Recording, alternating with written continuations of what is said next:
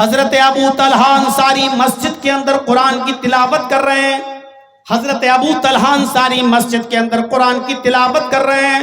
بوڑھے ہو چکے ہیں, لاٹھی لے کر چلتے ہیں.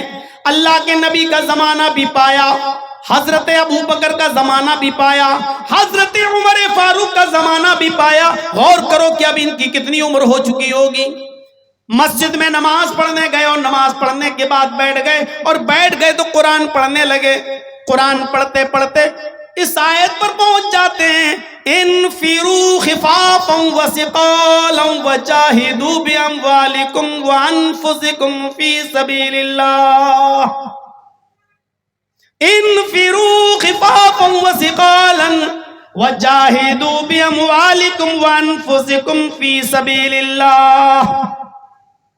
اللہ کی راہ میں ہر حال میں نکلو, خفافا وثقالا, تنگ دستی ہو تب بھی نکلو, خوشحالی ہو تب بھی نکلو. خفافا وثقالا, بڑھاپا ہو تب بھی نکلو, جوانی ہو تب بھی نکلو. ہر حال میں نکلو, چاہے تم خوشحالی میں ہو یا تنگحالی میں, اللہ کی راہ میں ہر حال میں نکلو, اور اپنی جانوں سے اور اپنے مالوں سے جہاد کرو.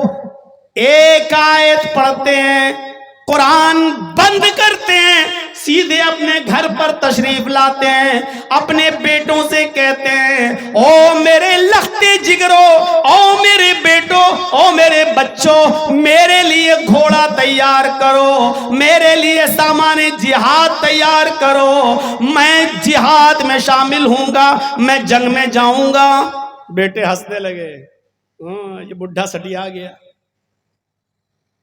یہ بڈھا سٹیا گیا, 80 سال سے زیادہ عمر ہو رہی, کمر جھک چکی, لاٹھی ٹیک کے چلتا ہے, کہہ رہا میں جہاد کروں گا. سوچا شاید میرا باپ مذاق کر رہا ہے. کہا ابو آپ جہاد کے لیے جائیں گے, کمر جھک چکی ہے, لاٹھی لے کر تم مسجد میں جاتے ہو.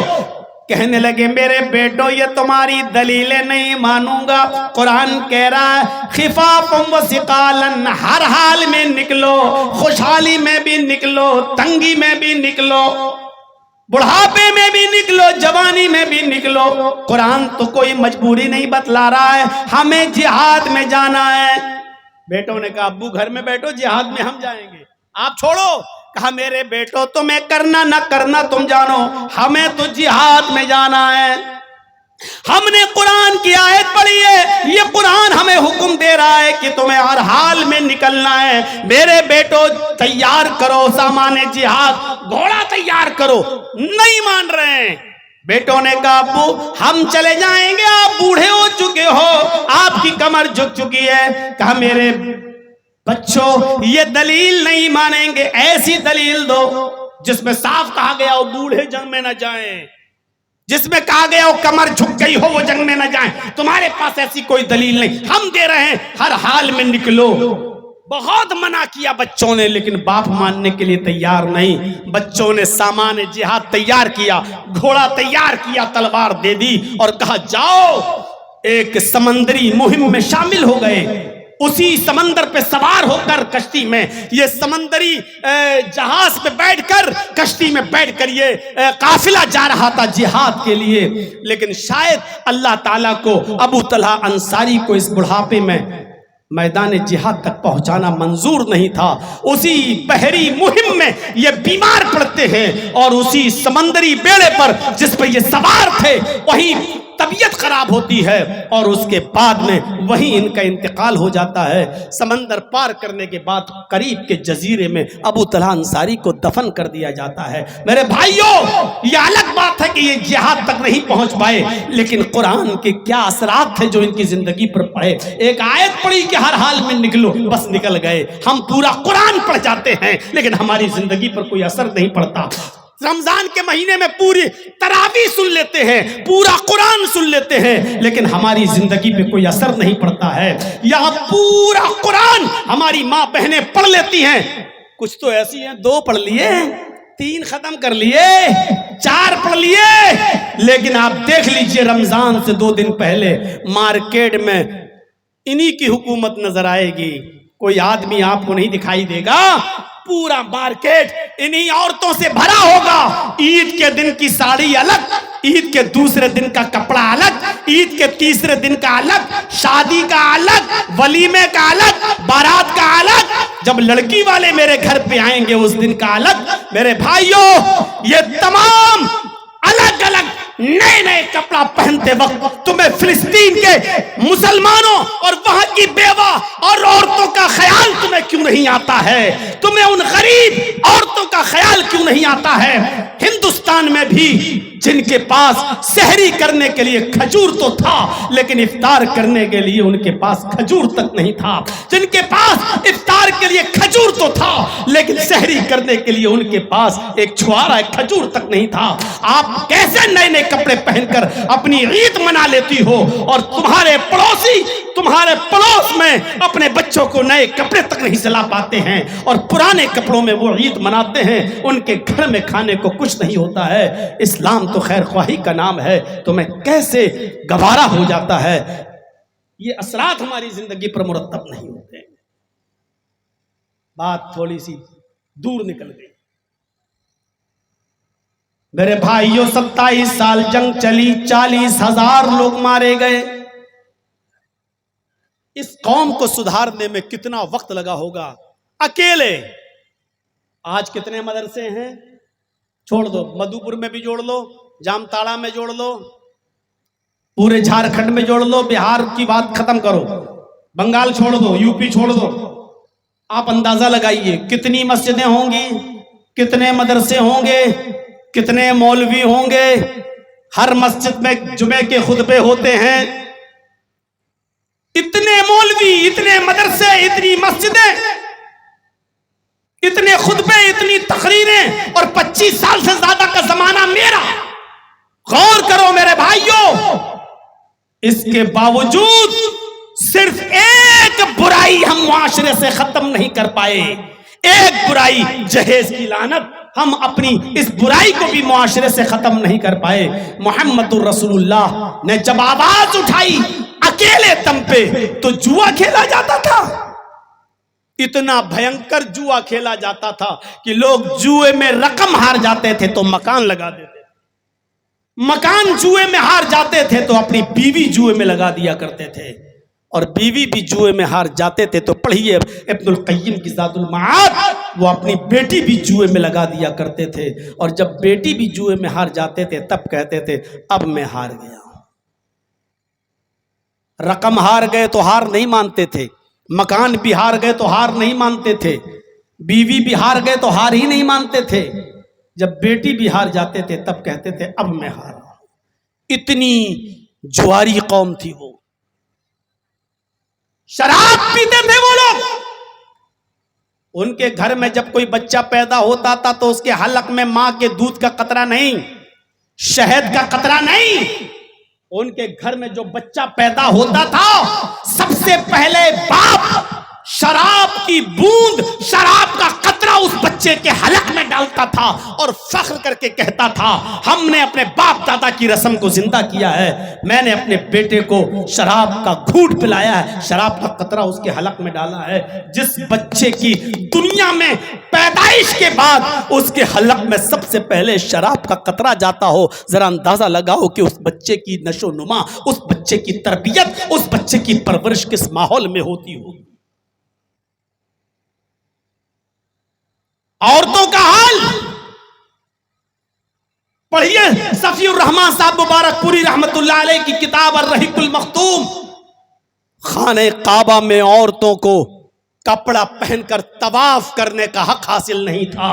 زمانے جاہلیت میں سارے کپڑے اتار کر طواف کرتی تھیں عورتیں, ان کے جسم پر کپڑے کا ایک تار نہیں ہوتا تھا. کما ولدت امہا, جیسے آج ہی اس کی ماں نے اس کو پیدا کیا. جیسے کوئی لڑکی بچی اپنے ماں کے پیٹ سے پیدا ہوتی ہے وہ ننگی ہوتی ہے برہنہ, بالکل اسی طریقے سے عورت خانہ کعبہ کا طواف کرتی تھی, کپڑے کا ایک تار اس کے جسم پر نہیں ہوتا تھا.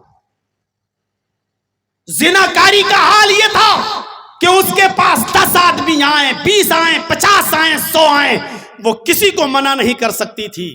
جتنے جاؤ اس کے ساتھ جو کرنا چاہو کر لو. پڑھیے کتاب النکاح بخاری کی. زمانے جاہلیت کے نکاح کی صورتوں میں سے صورت یہ تھی، جب بچہ پیدا ہوتا تھا تو سب کو بلاتی تھی جتنے لوگ اس کے پاس گئے. تم لوگ سب آئے تھے میرے پاس، تم نے میرے ساتھ زنا کیا تھا نا، آج بچہ پیدا ہوا ہے میرا. سب کو بٹھا دیا جاتا تھا لائن سے. اب اس عورت کو اختیار تھا، وہ بچہ اٹھاتی تھی اور ان لوگوں میں سے جس کی گود میں رکھنا چاہتی رکھ دیتی تھی. جس کی گود میں بچہ رکھ دیتی تھی یہ بچہ اسی کا مان لیا جاتا تھا، اور یہ اس کی بیوی مان لی جاتی تھی، یہ اس کا پتی مان لیا جاتا تھا. عورت کی کوئی حیثیت نہیں تھی. جتنے لوگ اس کے پاس جانا چاہیں، زنا کرنا چاہیں کر سکتے تھے. لڑکیاں جب پیدا ہوتی تھی تو ان کو زندہ رہنے کا حق نہیں تھا. پیدا تو ہو گئی لیکن پیدا ہوتے ہی دفن نہیں کی جاتی تھی. جب 4 سال کی ہو جاتی تھی، بولنے لگتی تھی ابو ابو، امی امی، کچھ سمجھداری آ جاتی تھی، تب اس کا باپ کہتا تھا کہ اس بچی کو نہلاؤ، دھلاؤ، نئے کپڑے پہناؤ. جیسا کہ کسی کو جیل سے پھانسی کے لیے لے جایا جاتا ہے تو جیلر کی طرف سے نئے کپڑے اس کو پہنائے جاتے ہیں. صبح غسل دیا جاتا ہے کہ غسل کر لو، نیا کپڑا پہنو، اور پھر پھانسی کے تختے تک لے جایا جاتا ہے. ایسے ہی اس لڑکی کو نہلایا جاتا، 4 سال کے بعد دھلایا جاتا، نئے کپڑے پہنائے جاتے، اور اس کا باپ اپنی بیٹی کی انگلی پکڑ کے کہتا چلو میں میلے میں چل رہا ہوں، اور جنگل میں لے جاتا. وہاں پہلے سے گڈھا کھدا ہوا ہوتا، کہتا بیٹی اس گڈھے میں جھانک کر دیکھو، تمہاری ماں تمہیں نظر آئیں گی. وہ جھانک کر دیکھتی، پیچھے سے دھکا دیتا اور مٹی ڈال دیتا. وہ چیختی رہتی اور چلاتی رہتی. میرے بھائیوں، قرآن کریم نے ایسی بدترین رسم کے کو مثال بناتے ہوئے فرمایا، جن لوگوں نے ان لڑکیوں کو بچپنے میں دفن کیا ہے ان کو قیامت کے دن میدان محشر میں جمع کیا جائے گا. اور جو چھوٹی چھوٹی بچیاں جن کو دفن کر دیا گیا ان کو زبان دی جائے گی، اور اللہ تعالیٰ ان بچیوں سے کہے گا وَإِذَا الْمَوْءُودَةُ سُئِلَتْ، اے بچیوں بتاؤ تمہارا کیا قصور تھا، تمہارے باپ نے تمہیں دفن کیوں کیا، تم کیوں قتل کی گئی، تمہارا جرم کیا تھا، تم کیوں مار ڈالی گئی، تمہارے ساتھ یہ سلوک کیوں کیا گیا. وہ چھوٹی 4 سال کی بچی کیا جواب دے گی؟ وہ اپنے روتے ہوئے انداز میں بولے گی اور یہی کہے گی اے اللہ میرا قصور صرف یہ تھا کہ تو نے مجھے میرے باپ کے گھر میں لڑکی بنا کر پیدا کیا تھا، بیٹی بنا کر پیدا کیا تھا، اس کے علاوہ میرا کوئی جرم نہیں تھا. غور کرو میرے بھائیوں، اس عرب کی سرزمین پر شراب پی جاتی ہے تو دھواں دھار. لوگ جب کھانے کے دسترخوان پر بیٹھتے ہیں تو پانی کے بجائے شراب کی بوتلیں رکھ لیتے ہیں، اور جب کھاتے کھاتے لقمہ ڈک جاتا تھا تو شراب پی کر وہ لقمہ اتارتے تھے. یہ حال تھا شراب پینے کا.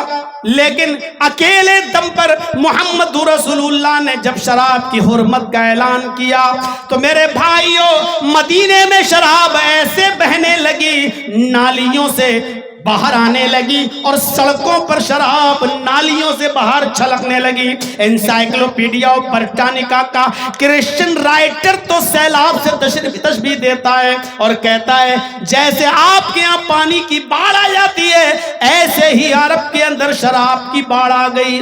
آپ تو بیڑی نہیں چھوڑ سکتے، سگریٹ نہیں چھوڑ سکتے، وہ شراب کے دل دادا تھے، وہ شراب کے رسیا تھے. محمد رسول اللہ نے جب شراب کی حرمت کا اعلان کیا اور شراب کو حرام کرنے والی یہ آیت جب حتمی طور پر نازل ہوتی ہے کہ انما الخمر والمیسر والانصاب والازلام رجس من عمل الشیطان فاجتنبوه لعلکم تفلحون، جب یہ آیت نازل ہوتی ہے تو جس کے ہاتھ میں شراب پی رہے ہیں یہ آیت سنتے ہیں شراب چھوڑ دیتے ہیں، جن کے گھڑوں میں شراب بھری ہے وہ گھڑے پھوڑ دیتے ہیں، جن کے ڈرموں میں شراب بھری ہے وہ شراب کے ڈرم الٹ دیتے ہیں. شراب بہنے لگتی ہے، اتنی اتنی جلدی کسی حاکم وقت کی آواز پر لبیک نہیں کہا گیا.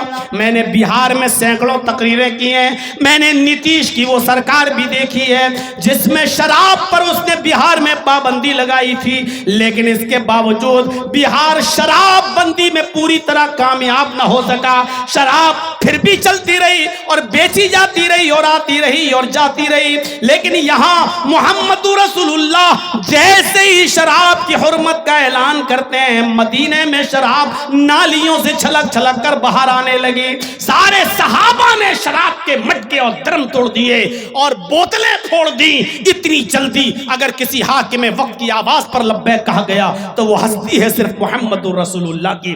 لڑکیوں کی عزت ایسے ہونے لگی کہ جو لڑکیوں کو پیدا ہوتے ہی زندہ دفن کر دیا کرتے تھے, وہ لڑکیوں کو پڑھانے لگے, لکھانے لگے, اور باپ اپنی زمین میں سے لڑکی کو وراثت دینے لگا, بھائی اپنی وراثت میں سے لڑکی کو حصہ دینے لگا, بیٹا اپنی وراثت میں سے اپنی ماں کو حقدار ماننے لگا. میرے بھائیوں, اللہ کے رسول صلی اللہ علیہ وسلم نے اس بیٹی کو وراثت کا حقدار بنا دیا ہے, ایسی عزت دی ہے. پھر دیکھیے میرے بھائیوں, جوا جو کھیلا جاتا تھا اس جوئے پر کیسی پابندی لگی کہ جو جوئے میں سب کچھ ہار جایا کرتے تھے وہ بیچارے زکوٰۃ کے ذریعے اور ہمدردی کے ذریعے ایک دوسرے کے مکان بنانے لگے, ایک دوسرے کے تعاون میں آگے بڑھنے لگے.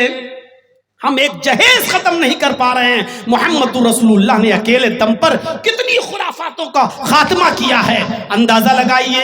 یہی ایک مثال لیجئے جس مثال پہ بھی ہم ربا دبا ہیں چل رہے ہیں. 27 سال تک جنگ ہوتی ہے اور دونوں طرف سے جنگ جب ہوئی تو 40,000 آدمی مارے جا چکے ہیں, لیکن جنگ ختم نہیں ہوتی ہے. لیکن جب اللہ نے ایسی جاہل قوم کو جب بھائی بھائی بنایا تو اس قوم کا حال یہ ہو گیا, اتنا زیادہ بھائی بھائی بن گئے کہ جنگ یرموک میں چند صحابی زخمی پڑے ہوئے ہیں, چند صحابی زخمی پڑے ہیں. ایک صحابی ایک زخمی صحابی کو پانی پلانے جاتے ہیں, اٹھو پانی پی لو. جیسے ہی پانی کا پیالہ انہوں نے ہونٹ پہ لگایا, دوسرا چیخنے لگا, تھوڑا سا پانی میرے لیے چھوڑ دینا, میں بھی پیاسا ہوں. اس نے پانی نہیں پیا, میں یہ پانی پی لوں گا تو میرا بھائی پیاسا رہ جائے گا. اس نے کہا کہ میرے بھائی کو پانی پلا دو, وہ مجھ سے زیادہ پیاسا نظر آتا ہے, جاؤ اس کے پاس بھیج دیا. جب دوسرے کے پاس گئے, اس کے ہونٹ پہ پانی کا پیالہ لگایا تو تیسرا رونے لگا, اے کاش مجھے بھی کوئی پانی پلا دے. دوسرے نے تیسرے کے پاس بھیج دیا, میں مجھ سے زیادہ میرا بھائی پیاسا ہے, اس کو پانی پلاؤ. یہ جب اس کے پاس جاتا ہے تو کیا دیکھتا ہے, پہنچنے سے پہلے اس کی وفات ہو گئی, وہ انتقال کر گئے. لوٹ کر دوسرے کے پاس آیا, کیا دیکھتا ہے کہ یہ بھی چلا گیا.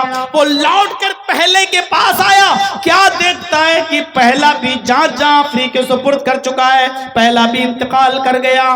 جو ایک بکری کے چکر میں 27 سال لڑتے تھے اور 40 سال تک جنگ لڑتے تھے اور 40,000 آدمی مارے جاتے تھے, لیکن اس کے باوجود جنگ بند نہیں کرتے تھے, خون کے پیاسے تھے. میرے بھائیوں, ان لوگوں کو اللہ کے رسول نے ایسا بنا دیا کہ ایک دوسرے کے لیے اپنی جان دینے لگے. نہیں, اس کو پانی پلاؤ, وہ مجھ سے زیادہ پیاسا ہے.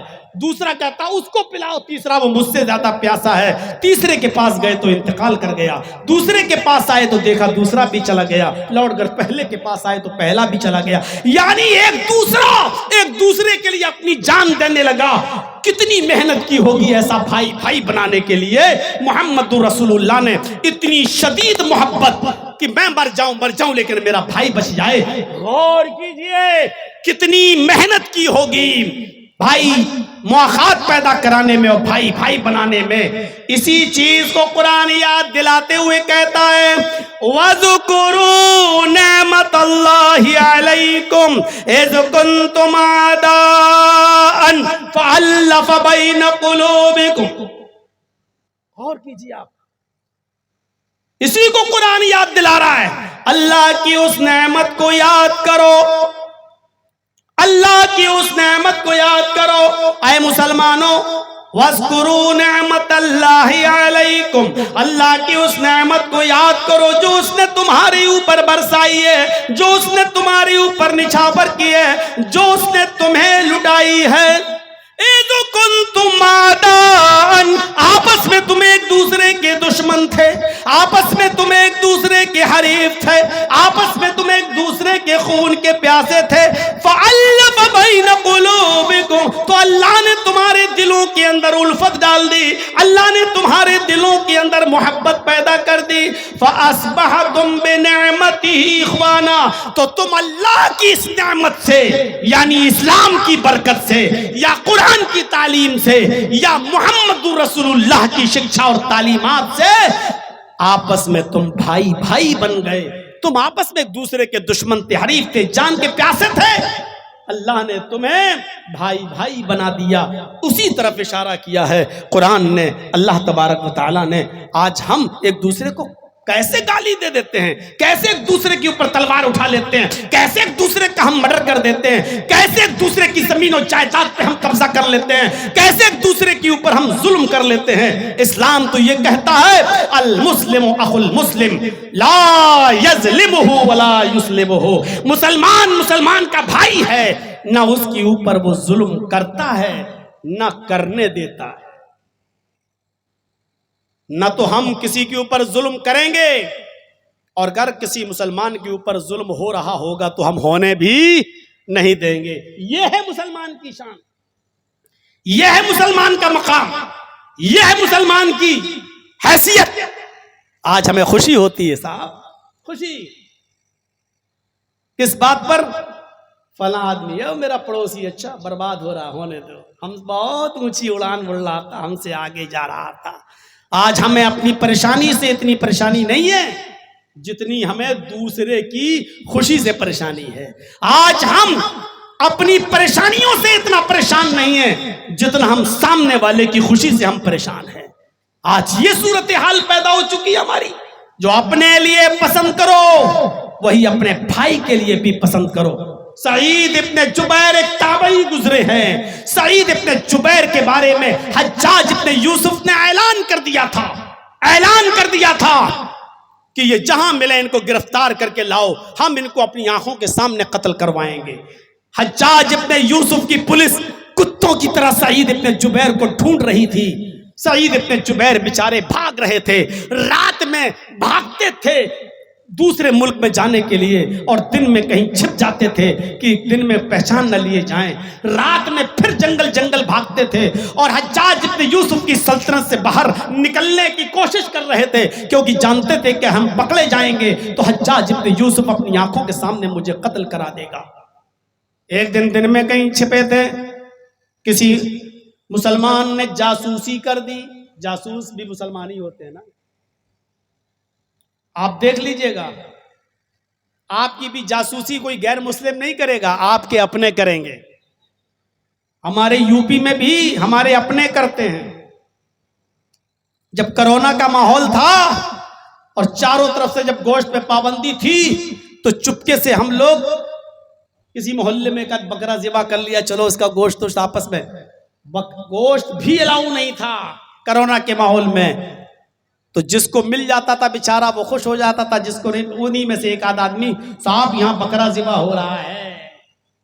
पुलिस आ जाती थी, बकरा तो था बेचारा 8,000 का, और पुलिस का मुंह बंद करने के लिए देना पड़ता था 25,000।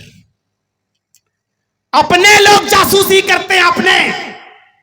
हज्जाज इब्ने यूसुफ की पुलिस ढूंढ रही है सईद इब्ने जुबैर को, किसी अपने ने जासूसी कर दी, फला के घर में छिपे हुए हैं। हज्जाज की पुलिस जाती है और उस घर पे छापा मारती है, सईद इब्ने जुबैर पकड़े जाते हैं।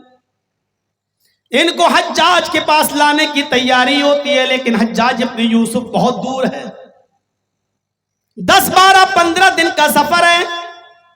हज्जाज इब्ने यूसुफ की पुलिस ने सईद इब्ने जुबैर को पकड़ लिया और लेकर चलने लगे।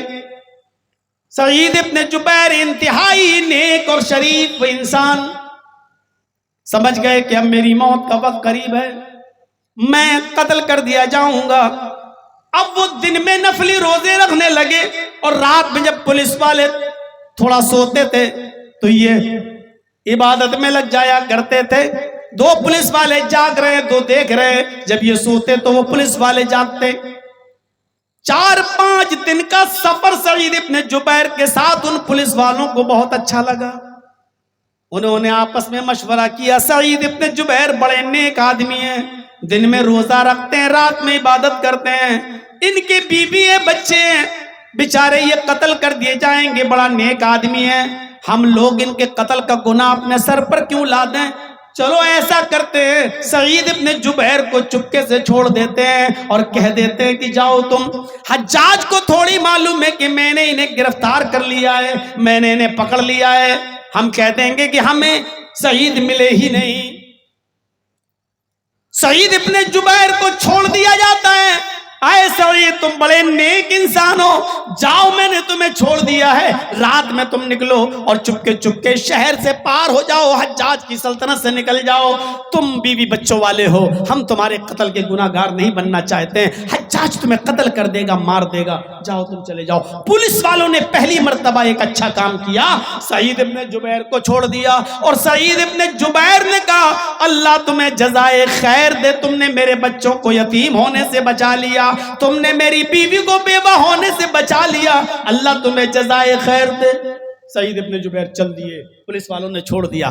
ابھی سعید ابن جبیر 100 قدم گئے ہوں گے، بس 100 قدم، بس اونلی 100 قدم، وہاں سے لوٹ کے واپس آئے اور کہنے لگے اے پولیس والوں تم نے مجھے چھوڑ کر بہت بڑی غلطی کی، نہیں جلدی میرے ہاتھوں میں ہتھ کڑی ڈالو اور مجھے حجاج کے پاس لے چلو، میں بھاگوں گا نہیں۔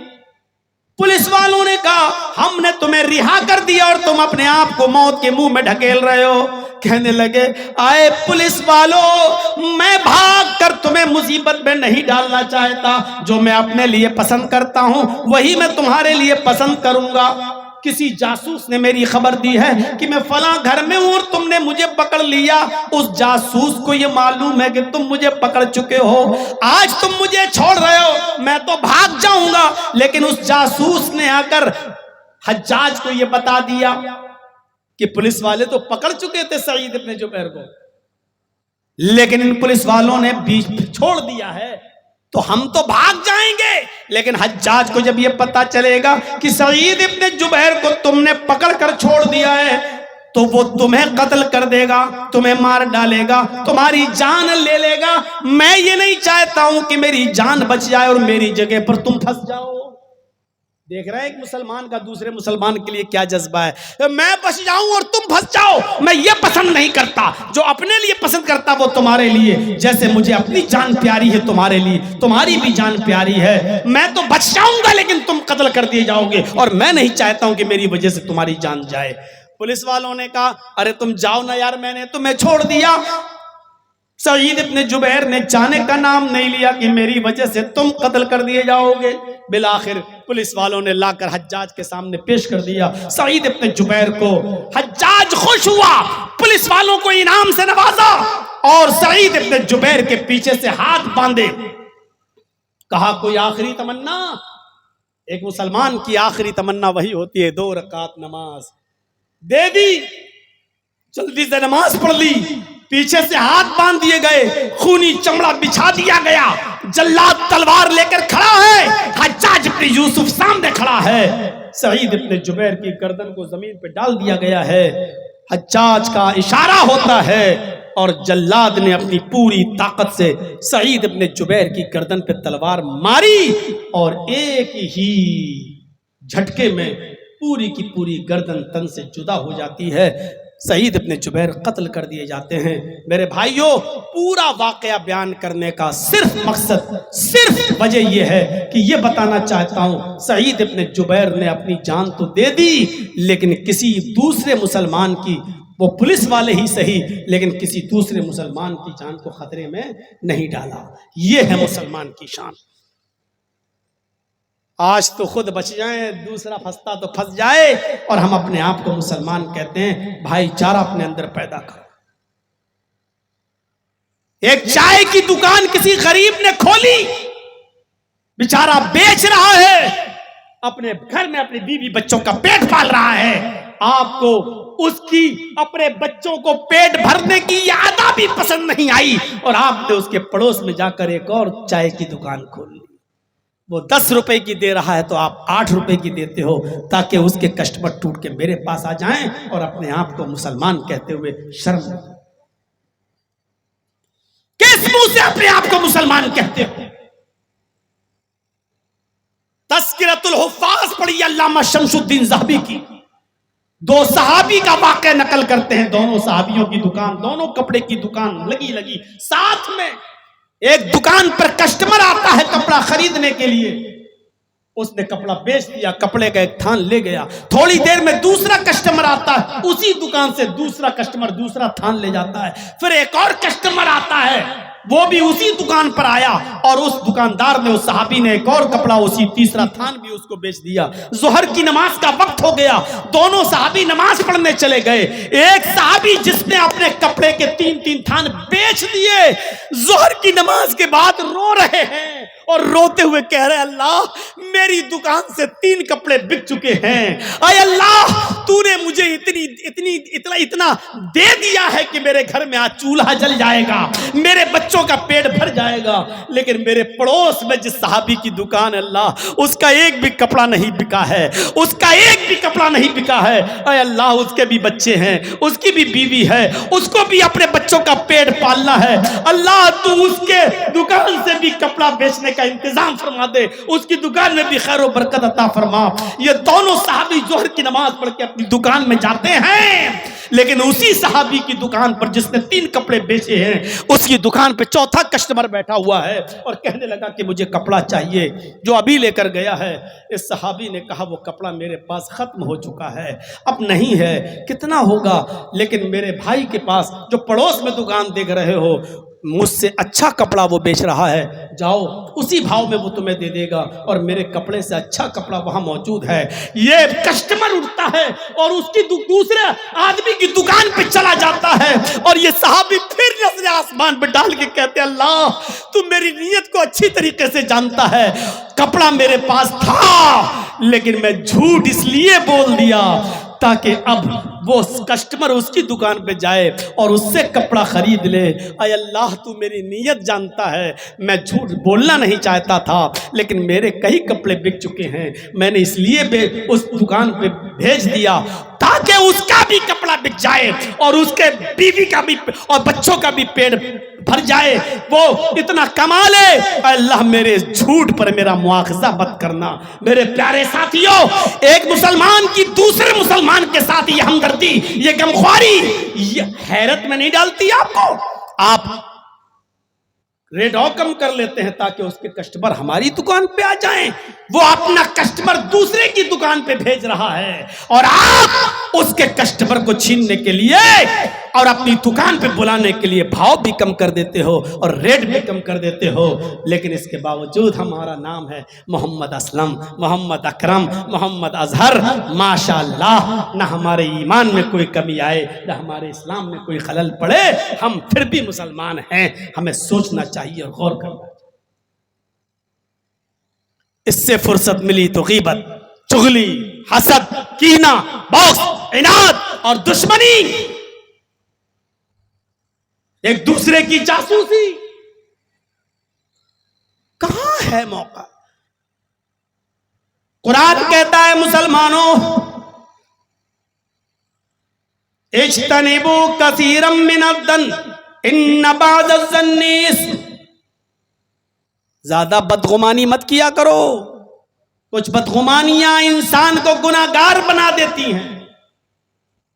बदगुमानी बड़ी बुरी चीज है।